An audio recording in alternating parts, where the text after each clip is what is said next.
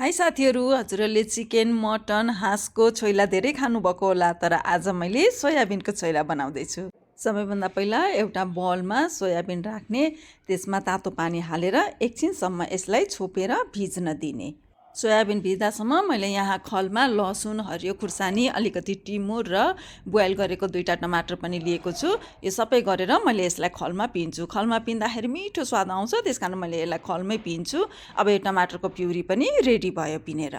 अब यता यो भिजिराखेको सोयाबिनलाई मजाले निचोडिकन एउटा बलमा राख्ने र हल्का तातेको तेलमा यसलाई फ्राई गर्ने। यो तेल तात्यो भने बल्ल यो टाँसिँदैन, नत्र यो तल टाँसिन्छ। अब यसलाई मजासँग रातो हुने गरी फ्राई गर्ने। अब यो रातो भइसक्यो, हेर्नुहोस्। अब यसलाई एउटा बलमा निकाल्ने। अब यसलाई एकैछिनसम्म सेलाउन दिने।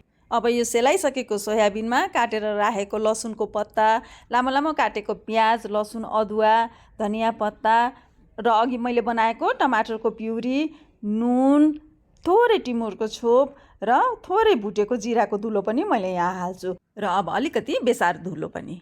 यतातिर एउटा प्यानमा तेल तताउने र यसमा मेथी फुराउने। अब यो फुरेको मेथीलाई अब यो यसरी झ्वाइँ झानिदिने।